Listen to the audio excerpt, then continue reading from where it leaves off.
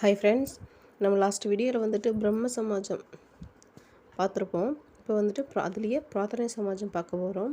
இது வந்துட்டு group 4ல் 7th யூனிட்டில் கவர் ஆகுதுங்க. நீங்கள் பாருங்கள், இது தோற்றுவிச்சவர் யாருன்னா ஆத்மாராம் பாண்டுரங். எந்த ஆண்டு? 1867.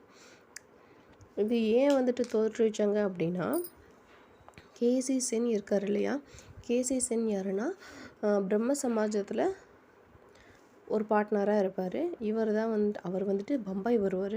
அவர் வந்ததுக்கப்புறம் அவருடைய கொள்கையெல்லாம் பார்த்து பிடிச்சி போயிட்டு ஆத்மாராம் பாண்டுரங் வந்துட்டு இந்த இயக்கத்தை தோற்றுவிப்பார். இதனுடைய கொள்கை என்ன? சத்தியமேவ ஜெயதே, வயமையே வெல்லும். அதே போல் பிரம்ம சமாஜத்தின் கொள்கை என்னென்னா ஒரே கடவுள். இது வந்துட்டு 2 பேர் முக்கிய தலைவர்களாக இருப்பாங்க. மகாதேவ் கோவிந்த ரானாட், ராமகிருஷ்ண கோபால் பாந்தர்கர். இவர் வந்துட்டு நீதிபதியாக இருப்பார். இவர் தான் வந்துட்டு இதில் முக்கியமான ஒரு பங்காக இருப்பார். இவரை வந்துட்டு மேற்கிந்திய மறுமலர்ச்சியின் தந்தைன்னு சொல்லுவாங்க. அரசியல் முனிவர்னு கேட்டாலும் இவர் தான். மகாராஷ்டிராவின் சாக்ரட்டிஸ், இது வந்து டிஎன்பிசி கொஸ்டின். தாராள தத்துவத்தின் ஆன்மீக தந்தைன்னு சொல்லுவார். 1861 3 இன்சிடெண்ட் நடந்திருக்கு. 1 எம்ஜி ரானாடே, அதாவது மகாதேவ் கோவிந்த ரானாடே விதவை மறுமணி சங்கத்தை தோற்றுவிச்சார்.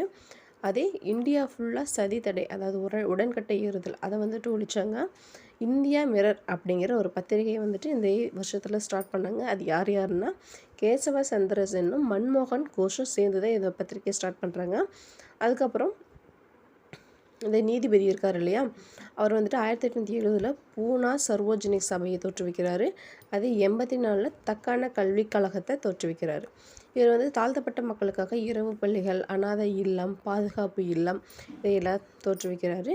இவர் தேசிய சமூக மாநாட்டையும் தோற்றுவிக்கிறார். இது வந்துட்டு ஒவ்வொன்றும் ரொம்ப இம்பார்ட்டன்ட் கொஷின்ஸுங்க. நீங்கள் நல்லா மார்க் பண்ணி வச்சுக்கோங்க, நோட் பண்ணி வச்சுக்கோங்க. ஒரு நோட்டு போட்டு இது மாதிரி ஹிண்ட்டாக எடுத்துக்கோங்க. நீங்கள் திருப்பி பார்க்குறதுக்கு ரொம்ப யூஸ்ஃபுல்லாக இருக்கும்.